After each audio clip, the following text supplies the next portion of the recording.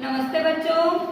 आज हम वसंत भाग 1 का पाठ 2 पढ़ेंगे, जिसमें आप लोगों से संबंधित बातें हैं। अभी आप लोगों का बचपन है और पाठ का नाम भी बचपन। बचपन से आप लोग क्या समझते हैं? आप मेरे सामने होते तो मैं आपसे प्रश्न पूछती, लेकिन मैं आपको बता रही हूँ कि बचपन कैसा होता है। बचपन बिल्कुल नासमझ होता है। नासमझ इससे आप लोग क्या समझेंगे? हम जिद कर लेते हैं, हम कुछ भी अपनी बात मनवाने के लिए कुछ भी कर लेते हैं, हमारे ऊपर कोई जिम्मेदारी नहीं होती है और हम पढ़ाई में भी उतना ध्यान नहीं देते जितना हमारे पेरेंट्स देते हैं, क्योंकि हम बचपन में हैं अभी। लेकिन जैसे जैसे हमारी उम्र बढ़ती है हम कुछ अपने आप को सयाना महसूस करने लगते हैं। सयाना यानी आप परिवार में कोई बात कर रहा है, उसकी बात में हस्तक्षेप करते हैं, आपको ऐसा लगता है कि ये बात सही है, मेरे मानने से ये बात सही है। आप बड़ों के बातों के बीच में थोड़ा सा इंटरफेयर करने लगते हैं, आप लोग बीच में आ जाते हैं। लेकिन बचपन एक ऐसा समय है जिसमें हम हर तरह से निश्चिंत होकर के मजे से जीवन जी सकते हैं। तो यहाँ पर लेखिका कृष्णा सोबती जो है वो बचपन के बारे में बता रही हैं और अपने बचपन के बारे में। तो आप लोग इस बचपन को सुनकर अपने बचपन में खो जाइए। मैं इसके बारे में थोड़ा आपको बताऊंगी कि कृष्णा सोबती जो है वो अपने बचपन में कैसी थी और क्या कह रही है। पहले तो वो अपना परिचय दे रही है पाठ में कि मैं बहुत कुछ बड़ी हूँ, मतलब उम्र में अब बड़ी हो चुकी है। वो कह रही है कि मैं तुम्हारी नानी भी हो सकती हूँ, दादी भी हो सकती हूँ, माँ भी हो सकती हूँ और मौसी भी हो सकती हूँ, क्योंकि वो कहती है कि मैं दूसरी शताब्दी में पैदा हुई। शताब्दी आप लोग सेंचुरी भी समझ सकते हैं। शताब्दी यानी 100 वर्ष बीत जाने के बाद। तो वो कह रही है कि मैं शताब्दी में पैदा हुई हूँ, इसीलिए आप मुझे दादी, नानी, मौसी, माँ जो कुछ भी है वो समझ सकते हैं। वो कहती है अब मैं पहनावा दिखाना चाहती हूँ। आजकल का पहनावा हमारा बहुत बदल गया है, हम लोग अलग तरह के कपड़े पहन लेते हैं, लेकिन वो उस समय के बारे में बता रही है कि मेरे पहनने और ओढ़ने में बहुत बदलाव है, क्योंकि वो शताब्दी पहले से है, पहले की है शताब्दी से। तो वो कह रही है कि पहले रंग बिरंगे कपड़े पहनती थी। रंग बिरंगे से आप बहुत सारे कलर ले सकते हैं, बहुत सारे रंग, क्योंकि वो तो बता रही है जो जितने भी आप पाठ में पढ़ेंगे तो आपको पता चलेगा कौन कौन से कपड़े, लेकिन मैं यहाँ पर रंग बिरंगे बता रही हूँ।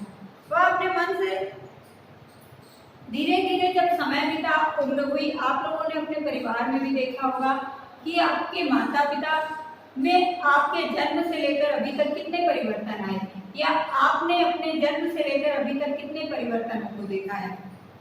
तो कहती है पहले मैं रंग बिरंगे कपड़े पहनती थी, लेकिन अब अपने मन से मैंने सफेद कपड़े पहनने शुरू कर दिए हैं। पहले वो आप ही की तरह, जैसे छोटे हैं आप लोग, फ्रॉक और निकर, स्कर्ट, लहंगे और चूड़ीदार आदि ये इस तरह के कपड़े पहले पहनती थी, लेकिन अब वो अपने मन से सफेद रंग के कपड़े पहनने लगी हैं। और बचपन की यादें, वो अपने बचपन को याद करके कोई कहती हैं कि बचपन में हम अपने कपड़े जो है वो खुद धोते थे, नौकर नौकरानी और उन्हें देने से मनाही किया जाता था। जब वो बोलती हैं कि हमारे समय में हम अपने कपड़े खुद धोते थे, नौकर नौकरानियों को ये काम नहीं दिया जाता था। रविवार को उन्हें धो लेने के बाद अपने जूते भी पॉलिश करते थे। आप भी इस उम्र में आ चुके हैं कि आप भी अपने काम इस तरह से छोटे छोटे काम कर सकते हैं और आपको करने भी चाहिए। वो कह रही है कि उस समय जो जूते होते थे वो कुछ नई तरीके के होते थे और आरामदेह भी होते थे। आरामदेह यानी हमको रिलैक्स फील कराते हैं, उस तरह के। और अब वो कह रही है उस समय क्या होता था, वो अपने सिर में ऑलिव ऑलिव कहते हैं जैतून, हिंदी में उसका नाम जैतून होता है। जैतून का तेल बहुत अच्छा होता है।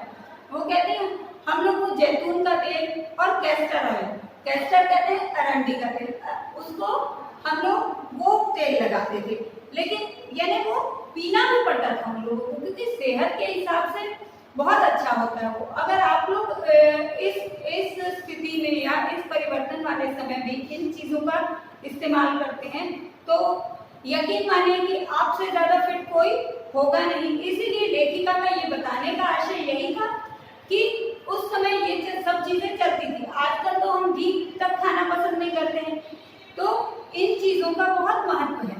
जब हम इन चीजों का इस्तेमाल करते हैं तो हम अपने शरीर में परिवर्तन देखते ही हैं।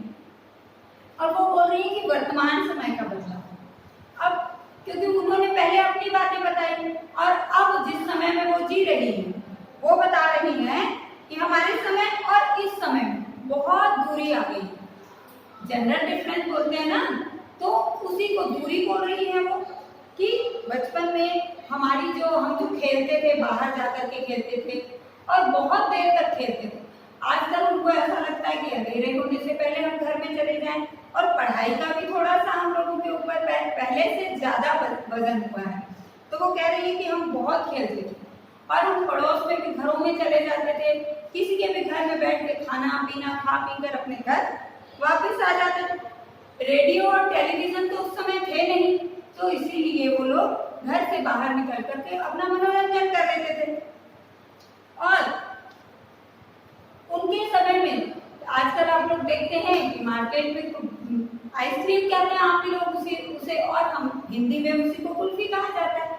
उस समय मटके में जब कुल्फी लेकर के आता था कोई, तो गली में सब बच्चे दौड़ जाते थे। और आजकल तो ऐसा हो गया है कि आपको हर चीज अवेलेबल हो गई, हर चीज आपको मिल जाती है, मांगते हैं। तो उस समय में और इस समय में बहुत परिवर्तन आ गया है। तो मैं चाहूंगी जैसा लेखिका बता रही है हम थोड़ा थोड़ा वैसा बनने की कोशिश करें, क्योंकि उस जीवन में बहुत प्रसन्नता थी, खाने पीने की पसंद हर तरह से। आजकल आप लोगों के पास बहुत सारी लिस्ट होगी सामान की कि हम ये खा लें, हम ये वो खा लें, लेकिन पहले ऐसा नहीं था। पहले था कि जो घर में है वो खा लिया जाए। दूध दही घी इन सब चीजों को पर्याप्त मात्रा में हमारे घर में इस्तेमाल किया जाता था। और आजकल हम लोग को फास्ट फूड खाने लगे हैं। जिन चीजों को हमें दूर रखना चाहिए था उनको हम अपने घर में ले आए हैं। तो इसीलिए हमको लेखिका जो बता रही है उस तरह से हमको सोच करके उस तरह अपने जीवन में परिवर्तन लाना चाहिए। घूमने के स्थान, लेखिका कह रही है कि हम लोग बहुत घूमते थे। पहले घूमने की जगह होती थी प्राकृतिक, हरी भरी हरियाली वाली जगह पर जाते थे। तो वो कह रही है कि हम लोगों के घूमने के स्थान में और आप लोगों के घूमने के स्थान में भी परिवर्तन आया है। हम लोगों के समय में क्या आया है, मॉल आ गए हैं, होटल्स आ गए हैं, रेस्टोरेंट्स हैं, गार्डन्स हैं। इन सब चीजों ने उन चीजों को पीछे छोड़ दिया है। तो लेखिका का ये बताने का भाव है कि आप लोग प्राकृतिक चीजों से ज्यादा जुड़े। फिर वो कह रही है कि आने जाने के साथ आवागमन जिसको कहते हैं, आवा आना और गमन जाना। तो कह रही है साधनों के बारे में भी हम लोगों के समय में वैसा नहीं था। हम लोगों के समय में बैलगाड़ियां अधिक चलती थी, हम लोगों के समय में तांगे बहुत चलते थे। और धीरे धीरे बस समय बदलते हुए ट्रेन और बसों ने ले लिए। आप लोग घूमते हैं ट्रेन और बसों में, तो आपको पता होगा कि कभी आप आजमाने के लिए किसी बैलगाड़ी में यात्रा करके देखिए या किसी तांगे में आपने यात्रा की है। अगर नहीं की है तो कोशिश कीजिए और उससे ट्रेन और बसों की यात्रा के बारे में अंतर लिखकर बताइए। अब लेखिका जो है उन्होंने अपने बारे में सब कुछ बताया कि ऐसा पहनावा था, ऐसा वातावरण था, घूमने के स्थान ऐसे थे, घूमने के साधन ऐसे थे।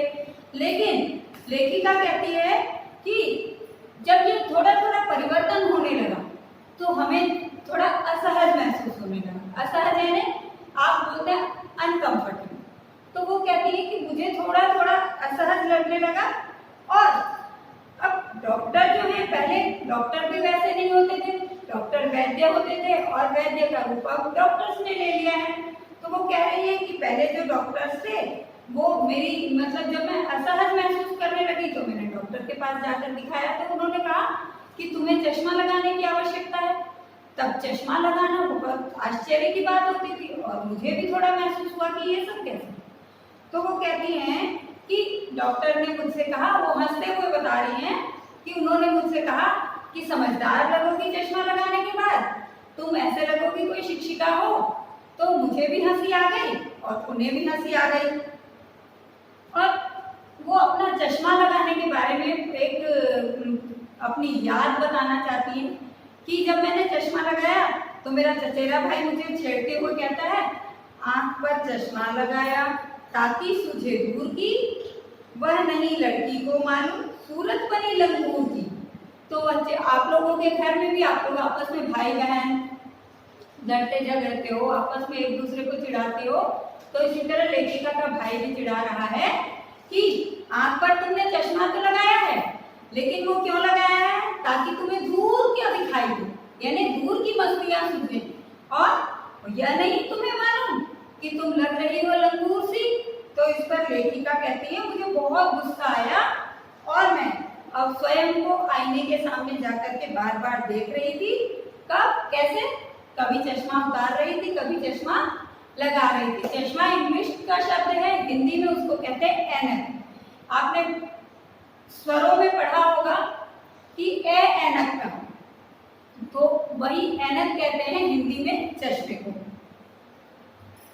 तो इस प्रकार से आपने देखा कि बचपन बहुत सुहाना होता है और हम लोग इस तरह से अपने बचपन को लेखिका की समझ से और सुहाना बना सकते हैं और अपने जीवन को और अच्छा बना सकते हैं। धन्यवाद।